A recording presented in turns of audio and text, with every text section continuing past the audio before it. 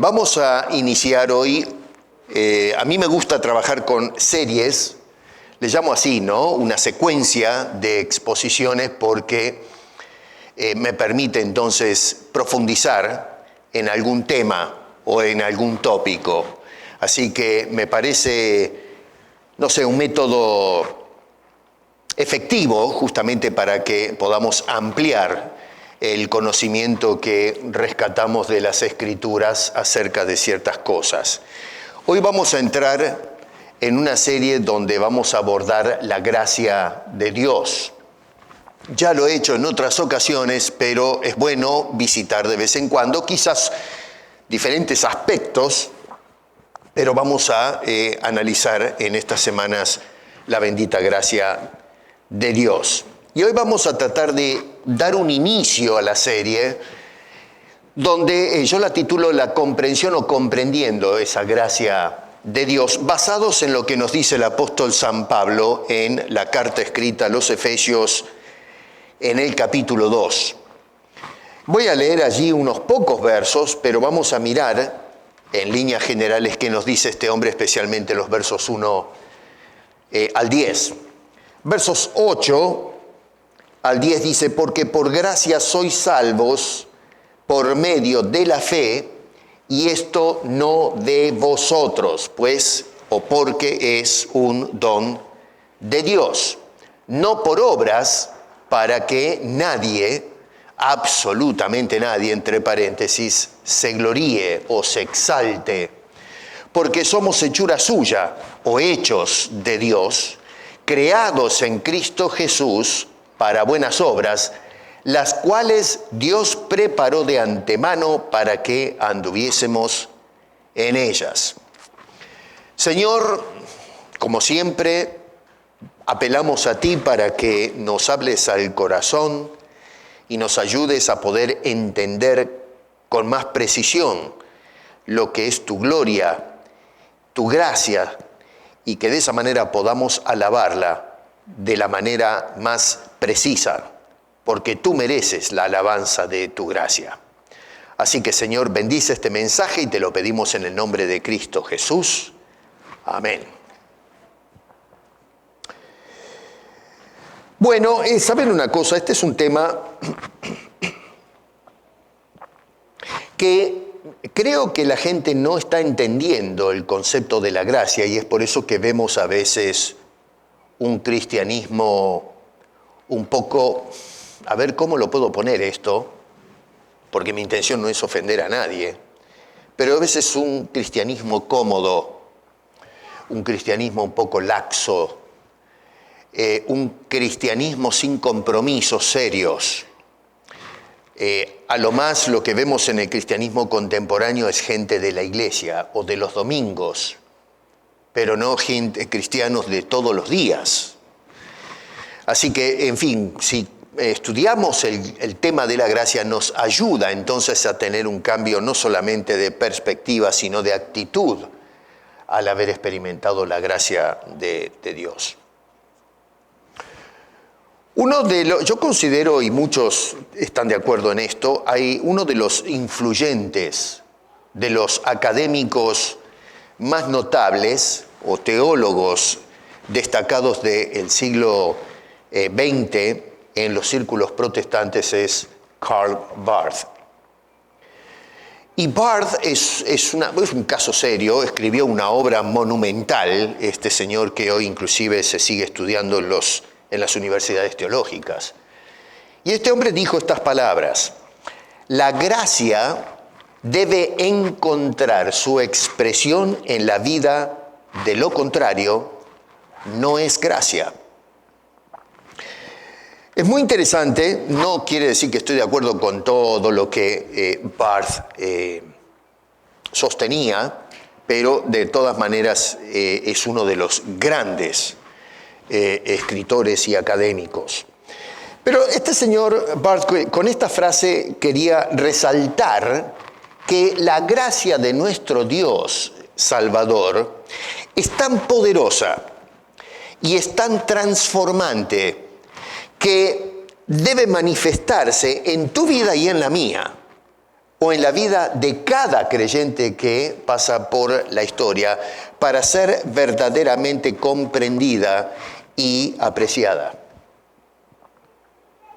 Es justamente cuando nosotros no experimentamos esa gracia de Dios que no tenemos una apreciación de lo que Dios hizo, lo que hace y aún lo que va a hacer en la vida de cada uno de nosotros, los que hemos recibido a Cristo y hemos sido rescatados o hemos sido salvos por medio de la fe puesta en el Señor.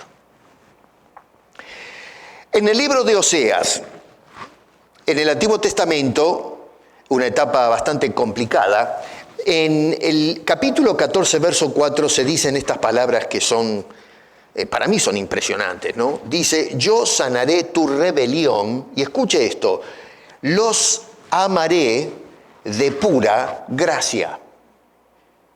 ¿Qué tal? Los amaré, pero los voy a amar de pura gracia, porque mi ira se apartó de ellos. ¿Qué es lo que Dios le estaba comunicando al pueblo en esa etapa histórica? Bueno, que los amará aunque no lo merecen. Piensa bien en eso. A ver, hoy vivimos en una época en que la gente reclama ser amados. Reclamamos que el amor que damos sea correspondido. Pero lo que llama la atención en esta declaración es que Dios está amando sin ser correspondido. A ver, Oseas fue un profeta que ministró por allá en el siglo VIII antes del nacimiento de nuestro Señor Jesucristo, 700 y pico antes de la era cristiana. Un periodo que estaba marcado por la infidelidad del pueblo de Dios y además de eso, gente que se había apartado para abrazar otro tipo de creencias y cosas raras, ¿no? La idolatría se manifestaba rampante en la sociedad. No solamente eso, pero tenían problemas desde el punto de vista geopolítico. Los asirios eran una amenaza bastante punzante en la tranquilidad de la nación de Israel. El libro nos presenta a nosotros un cuadro o un contraste entre la infidelidad del pueblo de Israel en términos generales. Sí, había algunos que otros que a lo mejor no entraban dentro de lo que es la corriente social y religiosa de la época, pero la mayoría, la gente era un pueblo infiel, de una consagración falsa. Y lo que contrasta es el amor incondicional que Dios manifestaba y ejercitaba hacia cada uno de estos hombres.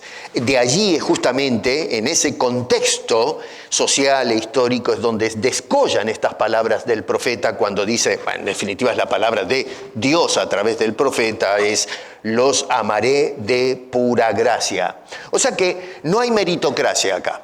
No se basa en los méritos de la sociedad o del pueblo para ganar el favor de Dios, sino que lo que vemos es el enfoque totalmente en la gracia divina, el amor que Dios manifestaba por pura gracia. Y sabes una cosa, hermano, es solamente cuando nosotros experimentamos esa gracia, es ese ejercicio del amor de Dios, es que nosotros realmente comenzamos a entender, a evaluar y a darle a esa gracia de Dios la comprensión y empezamos a apreciarla. Y vamos a apreciarla al punto tal que vamos a obrar conforme a esa gracia que Dios mostró en cada una de nuestras vidas. Dice acá el apóstol San Pablo, por gracia sois salvos, puntos suspensivos, y esto no de vosotros, pues es un don de Dios. Es un regalo de Dios. O sea que, a ver, el pueblo de Dios, tanto en el Antiguo como en el Nuevo Testamento, no solamente es un pueblo amado por gracia, sino que ahora se agrega en el Nuevo Testamento que es un pueblo salvado por la gracia de Dios.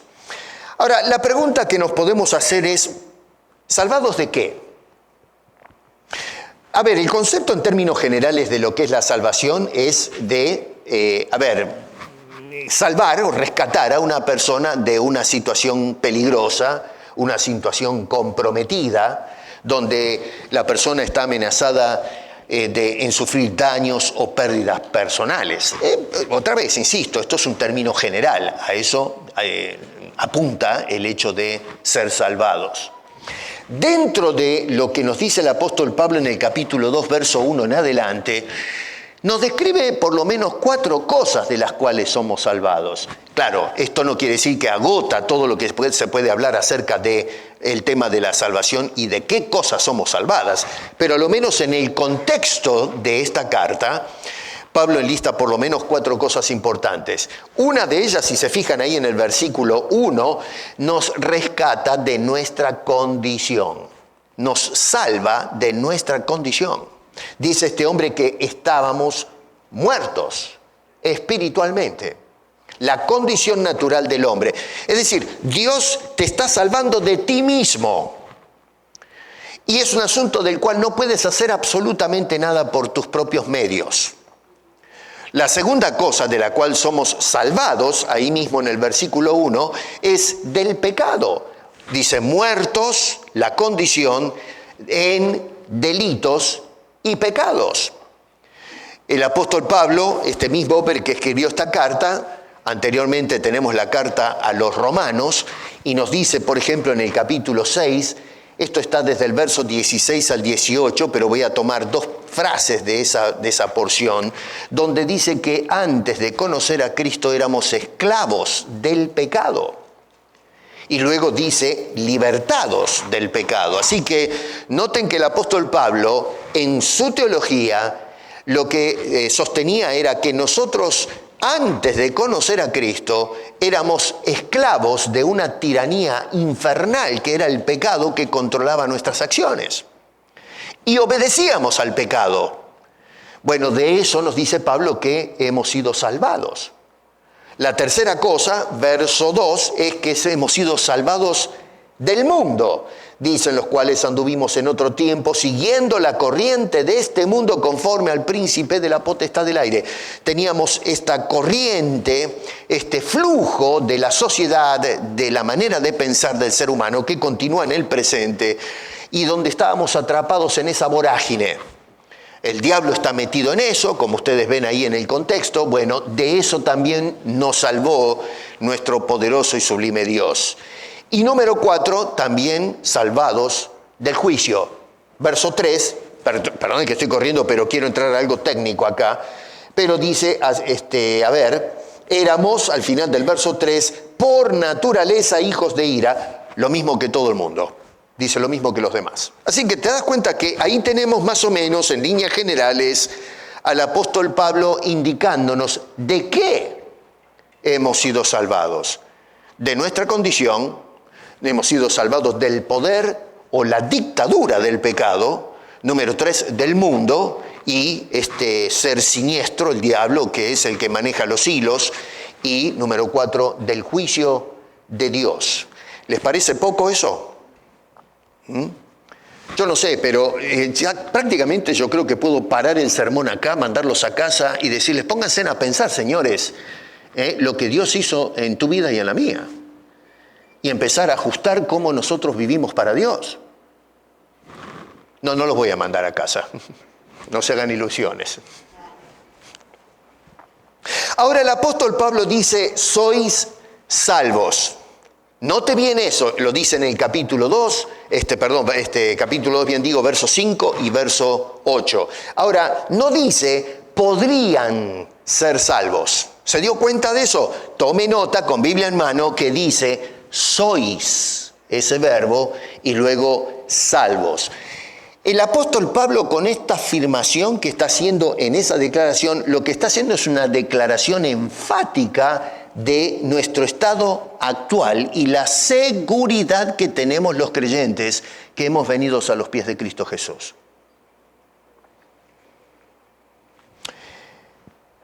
El tema de qué sucede con la salvación, ¿la puedo perder o no?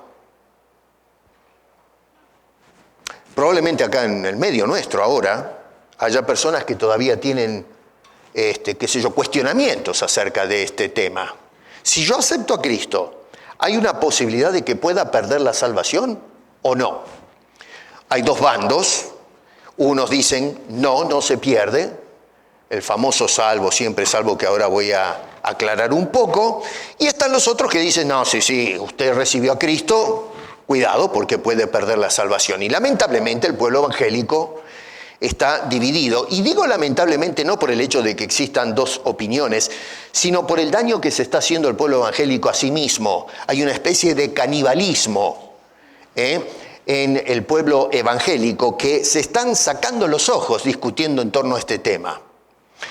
Yo personalmente, y se lo voy a probar la tesis del por qué, considero, después, en un pasado muy lejano sí pensé que la salvación se puede perder, estoy hablando de hace muchos años, pero la Escritura, a medida que fueron pasando los años y pensando y estudiando este asunto, me llevó a la conclusión, la palabra de Dios, que la salvación es algo seguro y eterno.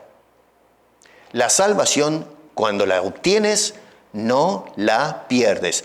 Y se lo voy a probar, no con argumentos racionales, sino con las mismas Escrituras. Y acá reclamo toda tu atención.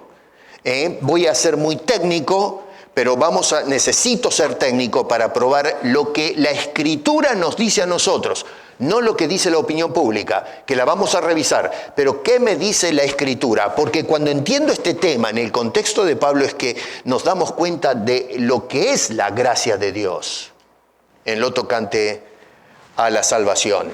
Así que yo noto que cuando se habla de la posibilidad de perder la salvación o no, abordamos el tema desde una perspectiva sofista.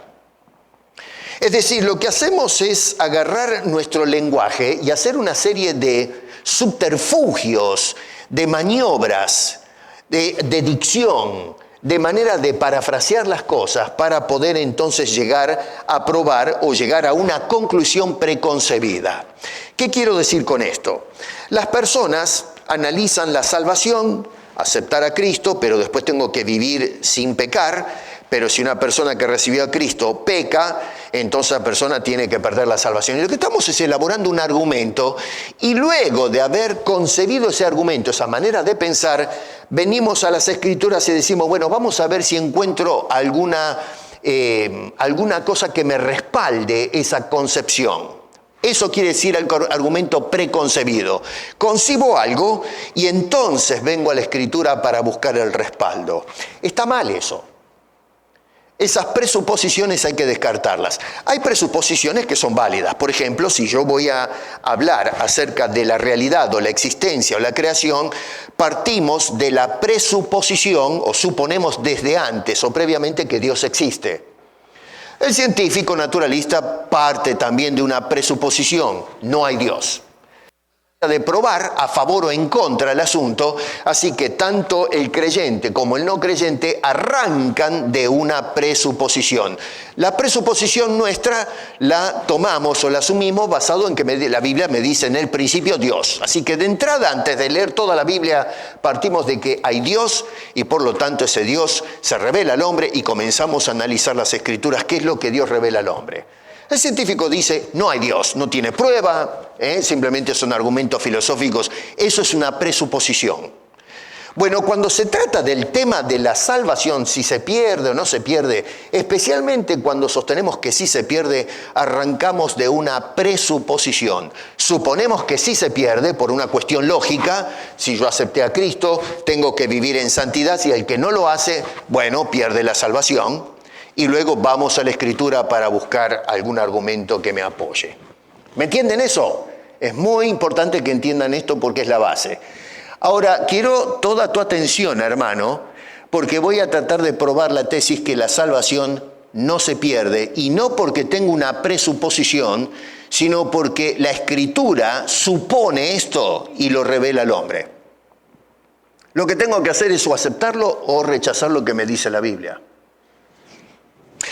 La palabra salvo, fíjense en el verso 5 que dice, por gracia sois salvos, la palabra salvos, Y aparece otra vez en el verso 8, por gracia sois salvos. 2 veces aparece esa expresión y la palabra salvos de la misma manera en el verso 5 y en el verso 8. La palabra en griego es sesomenoi. Sesomenos, sotería, soteros, esa palabra significa salvación, sotería.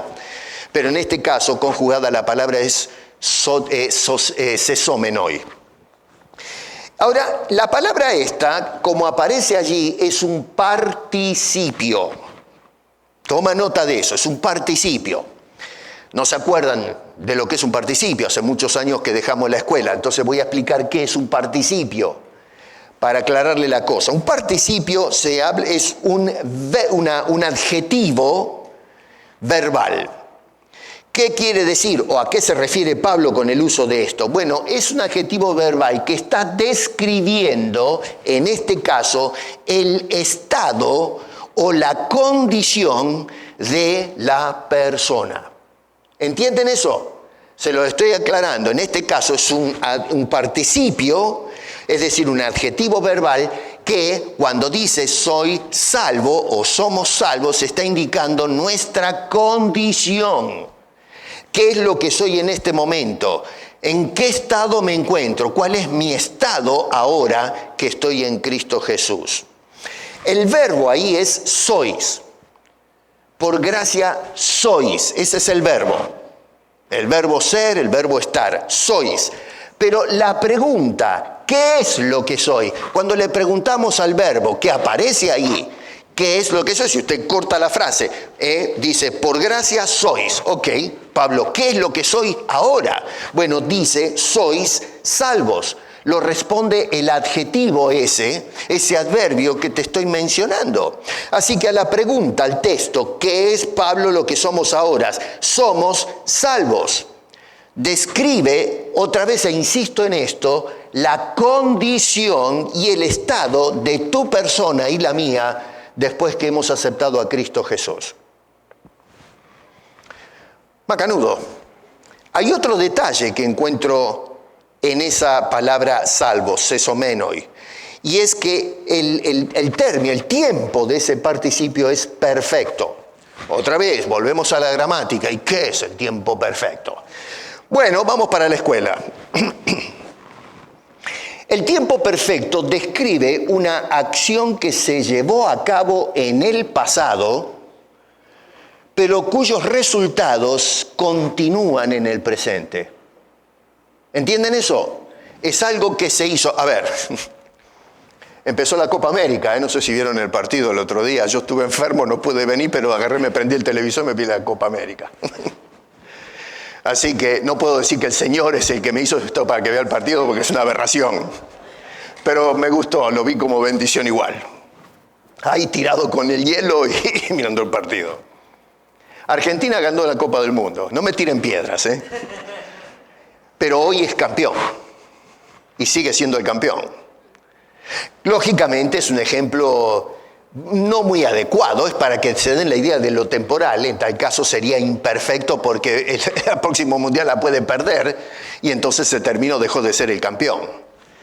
Pero la idea es eso, se llevó a cabo una acción y ahora en el presente esa acción continúa.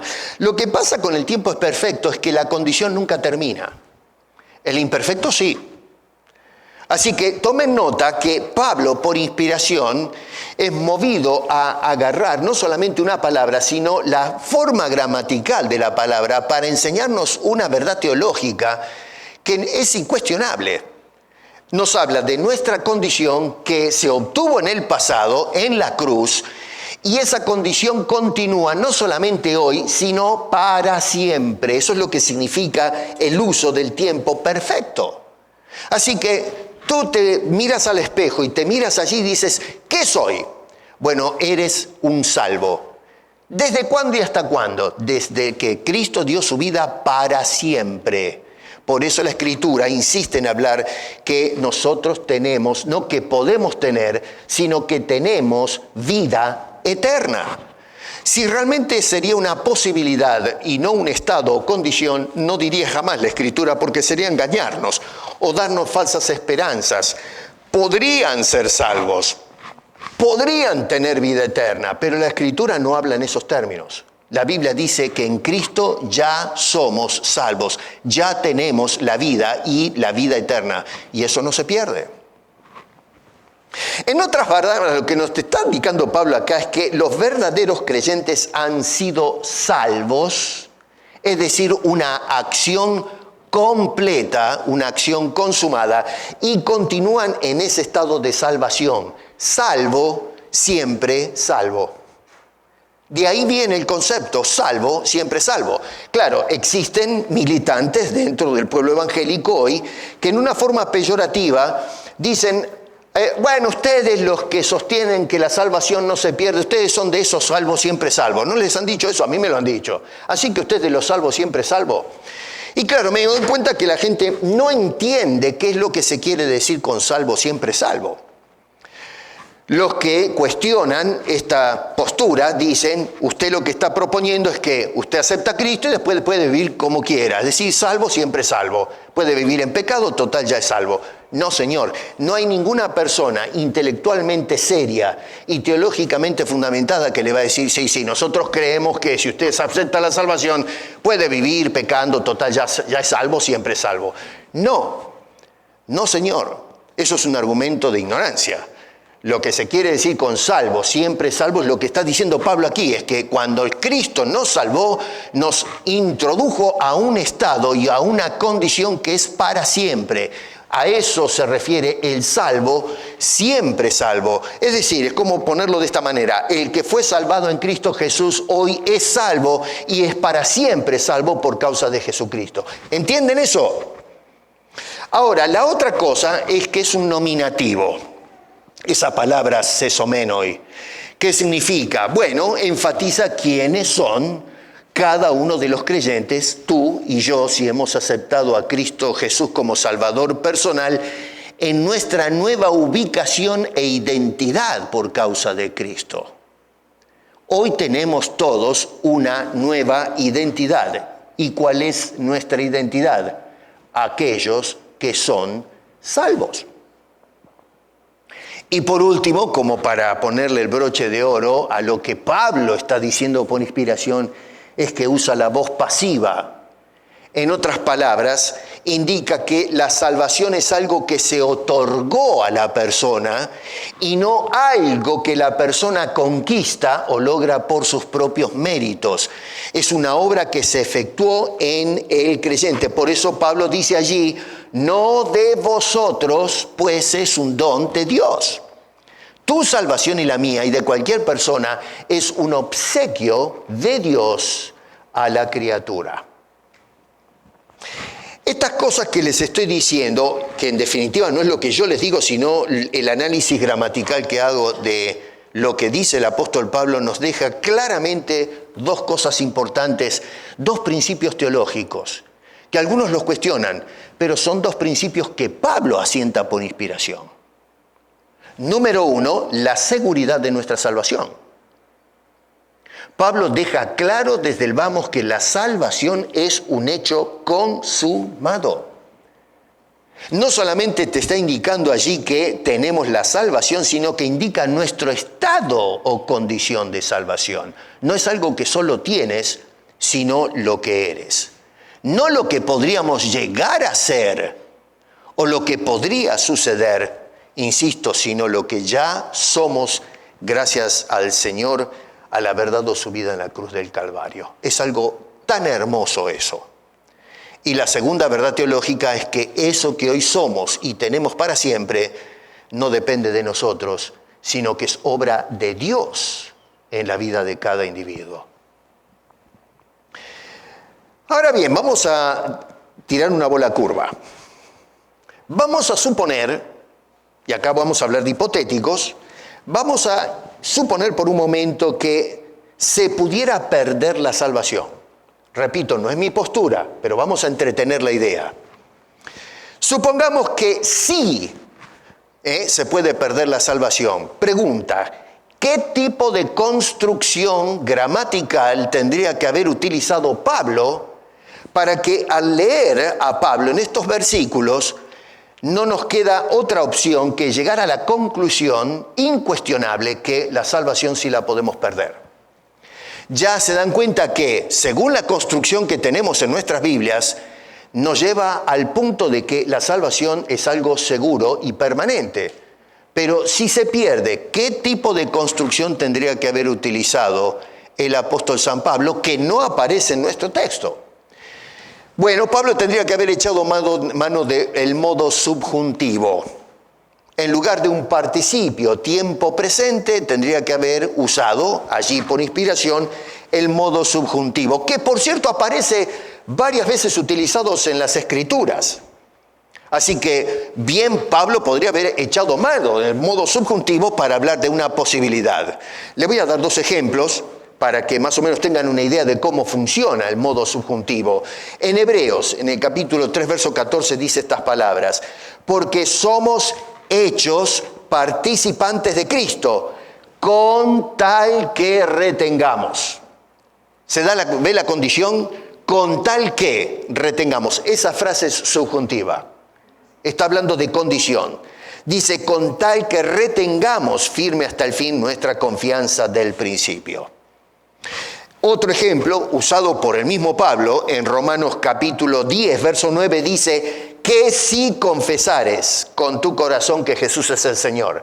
Ese que sí, el sí, marca el condicional, y esta frase es en modo subjuntivo. Una posibilidad. Si confesares con tu boca que Jesús es el Señor, y repite una segunda frase, y creyeres, ahí debemos poner entre paréntesis el sí de nuevo, que no aparece porque es obvio, está en el antecedente, pero es, y si creyeres en tu corazón que Dios le levantó de los muertos, serás salvos. Algunos dicen, bueno, pero ¿no ve que ahí está el subjuntivo, el condicional, hablando de la salvación? No, no es lo mismo lo que dice en Romanos que lo que dice en Efesios. En Romanos está hablando de la persona que no tiene la salvación y la condición para obtenerla es que tiene que creer con fe en la obra del Señor. Y esto es obra de Dios, porque en Efesios está diciendo que aún la fe es obra de Dios. Y en Efesios está hablando de los que ya somos salvos, o sea que la perspectiva es diferente. Así que ese argumento de que, bueno, mire, ¿no ve que el subjuntivo está en cuanto a la salvación en Romanos? No, son 2 perspectivas distintas. Una es la persona que no tiene salvación y sí tiene un condicional. Tenemos que venir a Cristo para ser salvos por Cristo. Pero una vez que somos salvos, ya eres salvo. Es tu condición. ¿Se dan cuenta? Así que le leo esos 2 pasajes como ejemplo de lo que es el modo subjuntivo. Pablo utiliza el modo subjuntivo, y si esa era la idea que tenía Pablo en mente, la hubiese utilizado como lo usó en Romanos, por ejemplo, o como lo usa el escritor de Hebreos. Algunos piensan que es Pablo el que escribió Hebreos, no lo sé. Pero de todas maneras, en las Escrituras, la inspiración echa mano de esta gramática para hablar de condición. En este caso de Efesios no aparece el modo subjuntivo. Es decir, el apóstol Pablo, en vez de usar la palabra sesomeno, y hubiese usado la palabra sozo, o tal vez colocando la palabra ina. Tal vez esto no se van a acordar porque es más técnico que otra cosa, pero les tengo que mostrar la tesis, cómo va el asunto, de dónde saco los argumentos. Tendría que usar esa palabrita para indicar ojalá fuese salvo, o a lo mejor pueden ser salvo, o cosas por el estilo. No existe tal condicional. La salvación, nos dice acá el texto, es segura y para siempre. No vale eso de que, bueno, ¿qué pasa si sucede otra cosa? No, Señor, no está hablando de hipotéticos. Entonces, acá lo que hay que hacer, hermano querido, es sincerarnos y respetar la gramática con que Dios inspiró a Pablo cuando se trataba de desarrollar la doctrina. Nosotros no podemos leer la gramática e interpretar otra cosa distinta, porque eso es atentar contra las Escrituras. Y eso es lo que muchas veces se hace en este debate acerca de si la salvación se pierde o no se pierde. Ahora, un interlocutor puede decirme, y me lo han hecho, digo esto por experiencia, bueno, pero usted es muy técnico, pastor, usted es muy técnico, la letra mata, mucha Biblia, se le fue la mano, Vamos, está bien, usted entiende de gramática griega, yo no la entiendo, vamos a dejar eso, lo técnico, a un costado. Entonces, fíjese lo que hace la persona. Vamos a dejar la gramática esa tan técnica a un costado. Vamos a mirar un supuesto. Usted me dice que una persona es salvo, siempre es salvo. ¿Y qué sucede con el cristiano? Yo he conocido cristianos que estuvieron alabando, predicaron, enseñaron la Biblia y después cayeron en pecado. ¿Qué sucede con esas personas? Y ¿saben una cosa? Ese es el argumento más clásico, a lo menos con el cual yo me he encontrado y el cual he leído cuando se trata de atacar la doctrina. Bueno, ¿saben? En otras palabras, a ver si me hago entender. La creencia es, el hipotético es que, bueno, una persona que aceptó a Cristo, entiéndase bien, y después de haber aceptado a Cristo, peca, esa persona tiene forzosamente, por cuestión de justicia divina, tiene que perder su salvación, tiene que caer del estado de gracia, dicen algunos. Ese tipo de argumento que es muy popular, es muy utilizado, prácticamente es el argumento por excelencia para discutir acerca de la salvación, se le llama argumento o falacia de la hipótesis o falacia hipotética. Algunos le llaman a esto el argumento contrafactual o falacia contrafáctica. Y lo que hace este argumento es presentar un caso basado en un hipotético que no tiene nada que ver con la realidad. Por ejemplo, ¿qué sucedería si los chanchos vuelan? O ¿cómo les llaman? Los marranos, chanchos le decimos en mi tierra. Marranos, cerdos, puercos, no sé qué, cochinillos, no sé lo que le llaman, ¿me entienden, no? A veces comemos las chuletas de cerdo, bueno, eso, porks. Bueno, los chanchos vuelan. ¿Qué pasa si los chanchos vuelan? Eso es un hipotético, eso es algo totalmente contrafactual. ¿Por qué? Porque los chanchos no pueden volar. Si usted ve a un chancho que vuela, no es un chancho, es un pájaro o un murciélago, o un avión. Pero si es un pájaro, un murciélago, un avión, no es un chancho. Y si usted ve un pájaro con alas que está en un chiquero con chanchos, no es un pájaro, es un chancho. Entonces, totalmente contrafáctico. No existen chanchos que vuelan, así que el argumento no sirve. Usted no me puede venir, bueno, imagínese, dígame, pastor, ¿qué sucedería si los chanchos vuelan? Bueno, eso no es un argumento lógico, porque no existe. Es lo mismo que decir una persona íntegra y justa, ¿qué pasa si la persona íntegra o justa es un estafador? No, mi querido, no puede ser. Si es una persona justa e íntegra, no puede ser un estafador. Y si una persona es un estafador, no puede ser una persona íntegra. O sea que estamos echando mano de un argumento contrafáctico. Lo mismo sucede con la salvación. No puede ser, algunos dicen, ¿qué sucede cuando un cristiano aceptó a Cristo y vive en pecado? No puede ser. No puede ser. Es lo mismo que decir un chancho que vuela. ¿Qué pasa si un chancho vuela? ¿Qué pasa si un cristiano vive en pecado? No puede ser. El argumento es hipotético, pero no es factual. No existe tal cosa. Existe en nuestra mente, en nuestra manera de razonar para discutir un tema. Eso es un sofisma. Eso nos lleva a una falacia, a un argumento contrafáctico. No es un argumento. Bueno, pero esa es su opinión, pastor. Yo no lo pienso así. Bueno, déjeme que le muestre qué me dice la Escritura. Si realmente es posible que un cristiano que nació de nuevo viva en pecado. La Biblia, no yo. Esto no es una presuposición con la que vengo yo a ustedes o a la Escritura. Esto es algo que me lo dice la Escritura. El apóstol San Juan, en 1 de Juan capítulo 3, versos 6 al 10, nos dice este hombre en el verso 6, todo aquel que permanece en él, ese pronombre apunta a Cristo, dice, no peca. ¿Cómo que no? Si yo vi cristianos que predicaban en el púlpito, tocaban en la orquesta y pecaron. Bueno, ¿qué dice Juan? Usted me está diciendo eso basado en su experiencia, pero Juan me está diciendo que desde la perspectiva teológica, todo aquel que permanece en Cristo no peca. Bueno, pero ¿y qué sucede con el que peca? Porque yo conozco gente que peca. Bueno, dice, todo aquel que peca no le ha visto ni le ha conocido. Así que, a ver, ¿cómo leemos la Biblia? ¿Qué dice Juan acá? Juan lo encaramos con la misma pregunta, contrafáctica, y Pablo te está diciendo, Juan te está diciendo es contrafáctico. No puede ser, no existe tal cosa. La persona que vive en pecado no le conoce, no ha tenido el vínculo con Cristo Jesús. Si nos queda alguna duda, en el verso 8 del mismo pasaje de Juan dice, el que practica el pecado es del diablo. No puede ser, Juan está equivocado, porque yo conocí cristianos que tocaban en la orquesta y cayeron en pecado, de inmoralidad o qué sé yo, qué cuántas cosas, ¿no? Y viven en pecado y ya están perdidos. Bueno, pero ¿qué pasó con esa persona? Nos dice allí, el que practica el pecado nunca, no fue y no es de Cristo, es del diablo. Y si por casualidad todavía no la entendemos, en el mismo pasaje, verso 9, dice, todo aquel que es nacido de Dios no practica el pecado. ¿Por qué, Juan? Dice, porque la simiente de Dios permanece en él.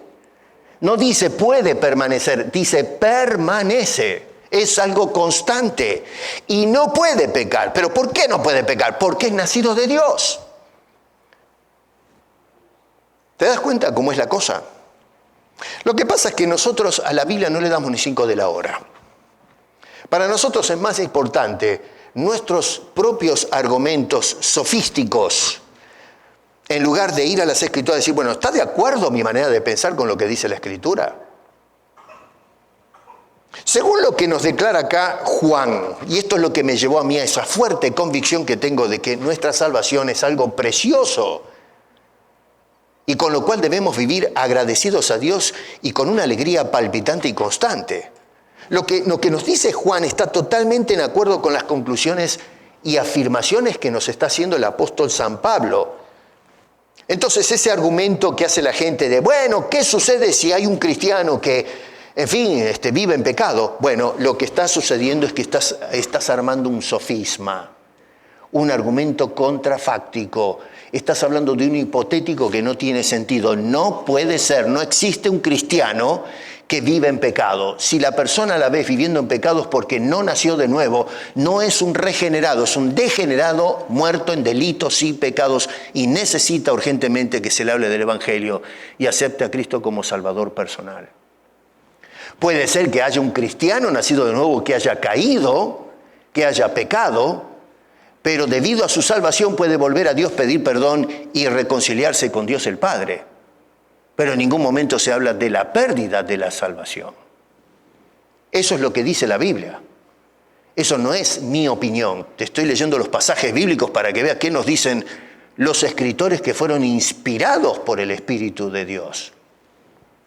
Así que, basados entonces en la gramática con que se expresa el apóstol San Pablo, inspirado por el Santo Espíritu de Dios al escribir estas cosas, es que la salvación que tú y yo disfrutamos, una vez obtenida, hace del creyente, de cada uno de nosotros, una persona salva. Es una obra consumada de una vez y por todas.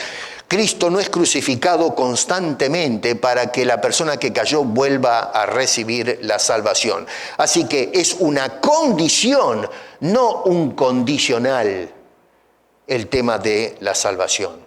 El que continúa en pecado no es de Cristo, es del diablo, dice el apóstol San Juan, y lo avala Juan al hablarnos del tema de la salvación. Ahora bien, la salvación de la que nos está hablando el apóstol San Pablo acá, nos dice que es por gracia. ¿Y qué es gracia? No gracias con ese al final, no, gracia, la palabra caris. Gracia es el favor que dispensa Dios hacia criaturas o seres, u hombres, vamos a poner hombres, o si quieren hombres y mujeres, que no lo merecen. Por eso se habla muchas veces de gracia como un obsequio o un don, una dádiva de Dios. Se habla en esos términos, pero la palabra significa eso. Es ese trato favorable de Dios hacia las personas que, francamente, a pesar de no merecerla, se les adjudica el favor de Dios. Dice, salvos por gracia, y esto no de vosotros. No es algo que yo hago, sino es un favor que hace Dios hacia tu persona y la mía, que francamente no tenemos nada para merecer ese favor de Dios. La gente común, cuando conversamos acerca de Dios y de la salvación, y que no llegan a comprender francamente el concepto de la gracia de Dios en el plano escritural, consideran que merecen algún tipo de favor de Dios, quizás basados en algunas conclusiones equivocadas. Por ejemplo, algunas personas apelan a la meritocracia o a los méritos personales, diciendo, bueno, a ver, yo soy una persona que hago caridad, soy un filantropista, una persona que voy todos los domingos a la iglesia, y en fin, ahí estoy al pie del cañón, por lo tanto Dios tiene que premiarme de alguna manera. Tenemos la postura clásica de nuestra relación con Dios, típica de los escribas y los fariseos de la época de Cristo, que oraban, leían las Escrituras, el Antiguo Testamento, las estudiaban, eran los maestros de Israel, encima eran pertenecientes a un grupo étnico vinculado a Abraham y la promesa de Abraham, y pensaban que por ser judío ya con eso estaba todo arreglado. Hay mucha gente hoy porque piensan que, bueno, yo soy católico, apostólico, romano, así que estoy salvado. O pertenezco al oeste, estoy salvado. O soy culturalmente un cristiano, no interesa si soy protestante o soy católico o soy de una denominación rara, no importa, yo pertenezco al cristianismo del oeste, no soy musulmán, soy salvo. Y tenemos esas ideas raras, o soy de cierto grupo étnico que abraza el cristianismo, como soy de Inglaterra, o soy un alemán, de donde nació la Reforma, soy salvo. Bueno, eso es fariseísmo. Hay personas que piensan que Dios tiene que salvar a la persona basado en esos vínculos. Hay personas que piensan que la conducta personal es la que me deviene la salvación o la gracia de Dios. Yo soy una persona buena, no estafo a nadie, no le hago mal a nadie, respeto a todo el mundo, estoy de acuerdo o no protesto contra las opiniones de los demás, así que tengo respeto solidario hacia todas las personas. Y hay otra excusa que pienso que es bastante seria, y es apelar al carácter mismo de Dios. Dios es un Dios de amor y no puede bajo ningún punto de vista sentir odio por alguien. Por lo tanto, Dios está forzosamente obligado a ejercitar su gracia. ¿Por qué? Porque Dios es un Dios de gracia y no puede actuar de una manera diferente. Hay un problema con esa manera de pensar, porque si ese es el caso, quiere decir que entonces Dios no está actuando, estamos descalificando el concepto de la gracia.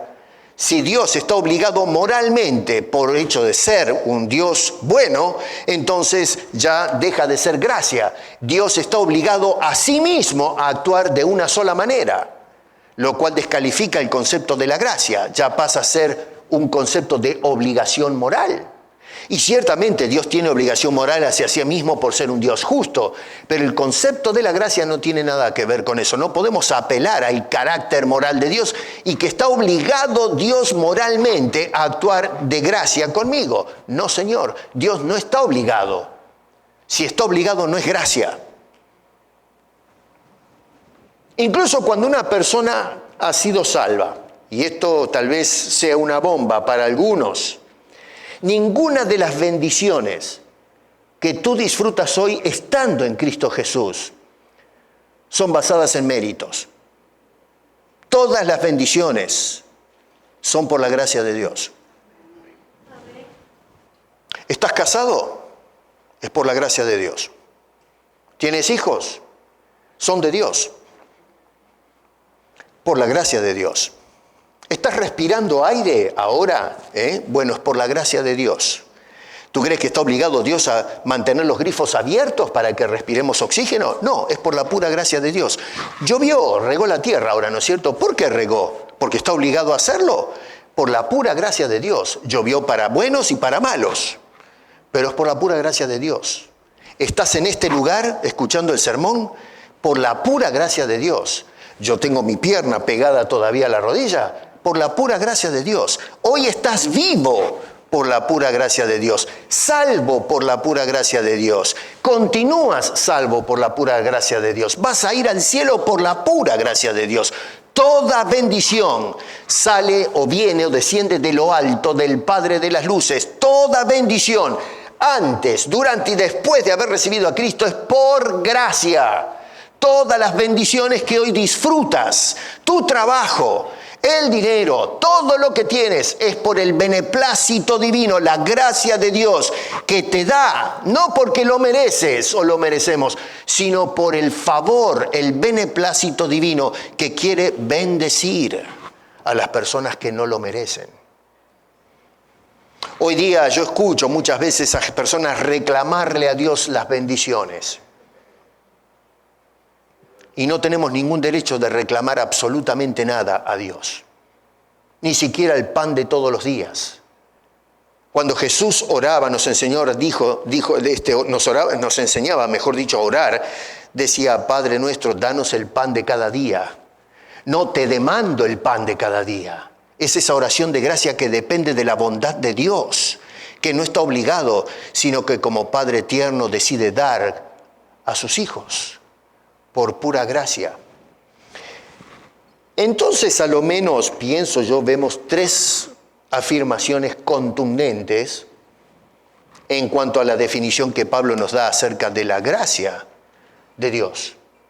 Número 1, versos 5 y verso 8, es una gracia que salva. Por gracia sois salvos.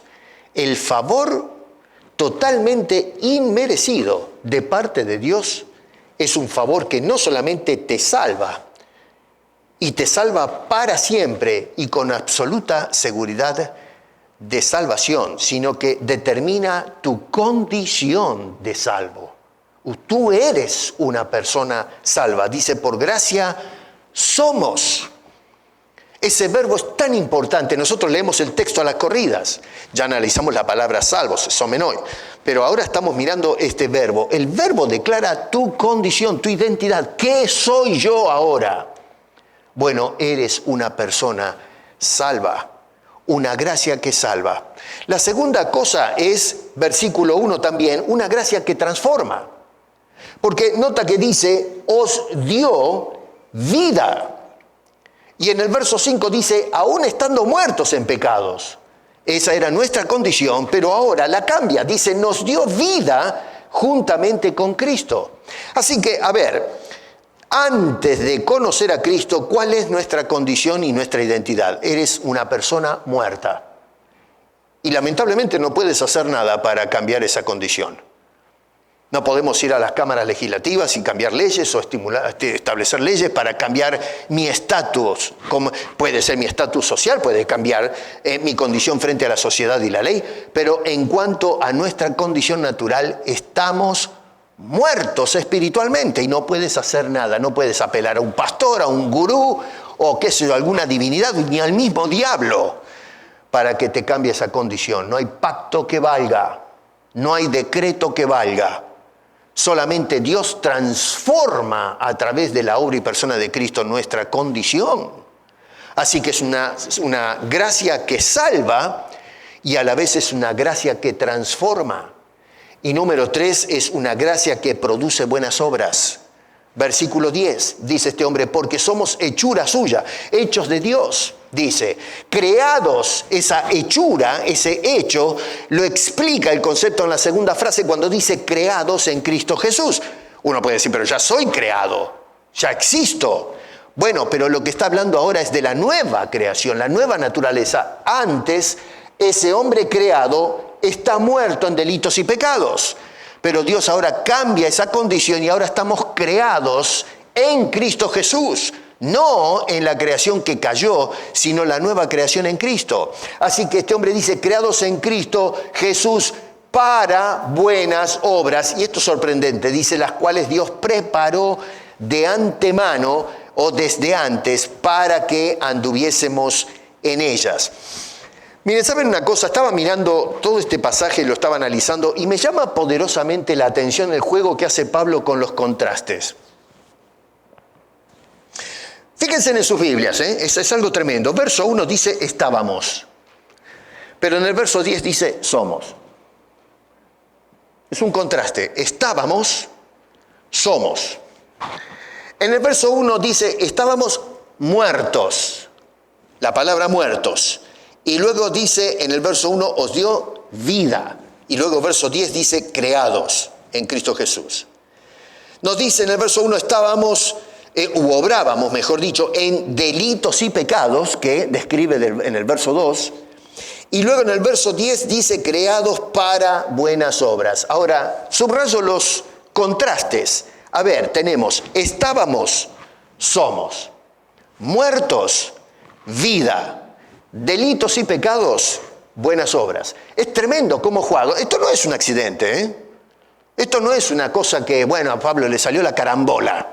No, observamos que, podríamos decir que es una coincidencia que haga un contraste que salió, ¿no es cierto?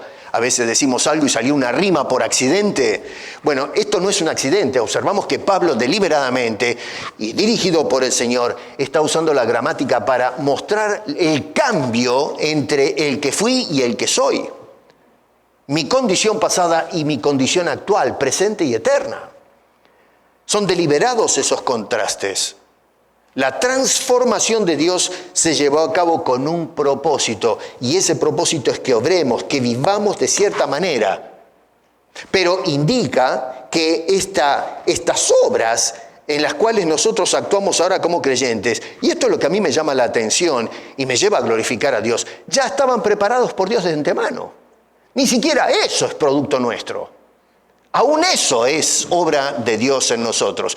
¿Qué fuerza que tiene? El concepto es no de vosotros, pues es don de Dios. Todo lo que sucede conmigo hoy es por beneplácito divino, por la gracia de Dios, no por un concepto de meritocracia.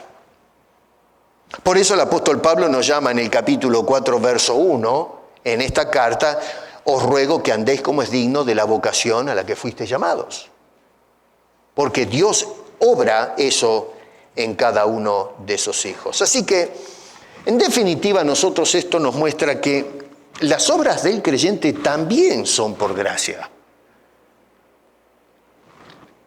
O sea que, fíjense qué interesante, por el Antiguo Testamento comprendemos que el amor de Dios es por gracia. Por el Nuevo Testamento, la salvación es por gracia. Y número 3, las obras son por gracia. Es algo extraordinario. Es por eso que Pablo comienza diciendo, acá en el capítulo 1, fíjate ahí en tu Biblia, verso 3, dice, bendito sea el Dios y Padre de nuestro Señor Jesucristo, que nos bendijo con toda bendición espiritual en los lugares celestiales en Cristo. Y luego agrega esto que es tan importante en el verso 6, dice, para alabanza de la gloria de su gracia, con la cual nos hizo aceptos en el amado.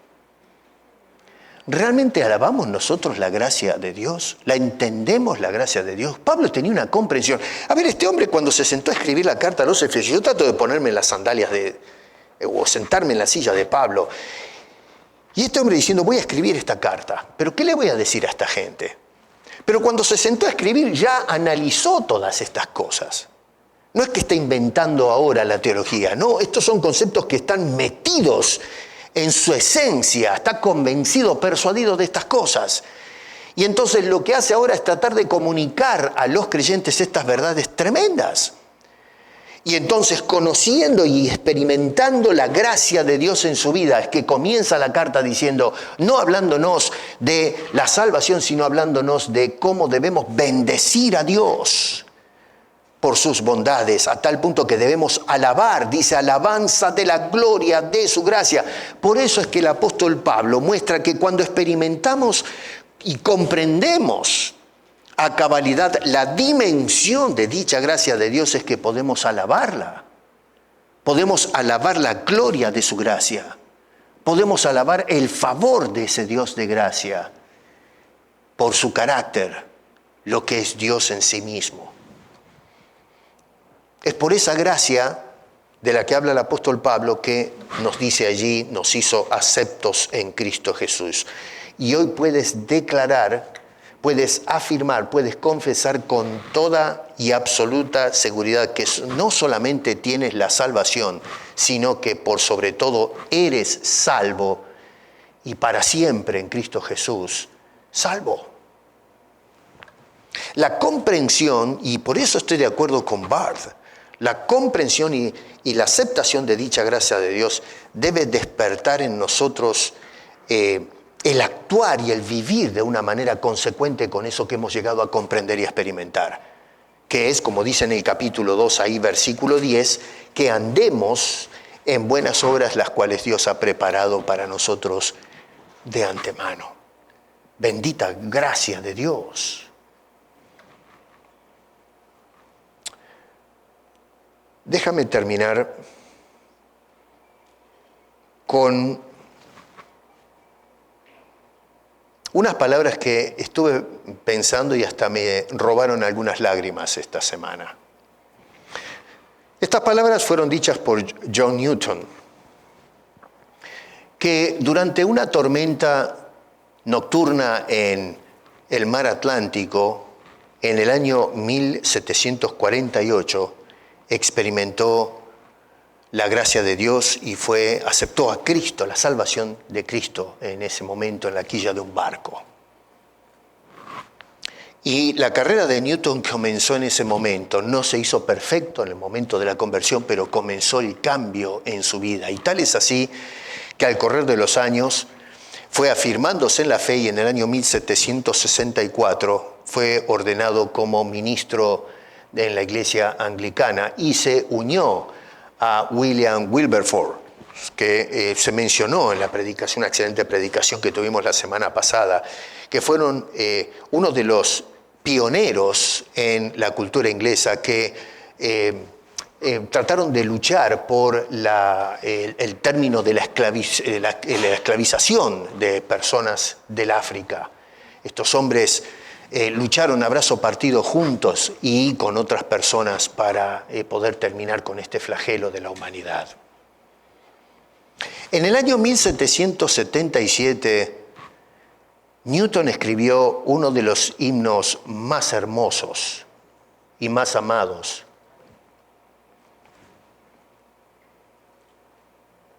Por el pueblo evangélico.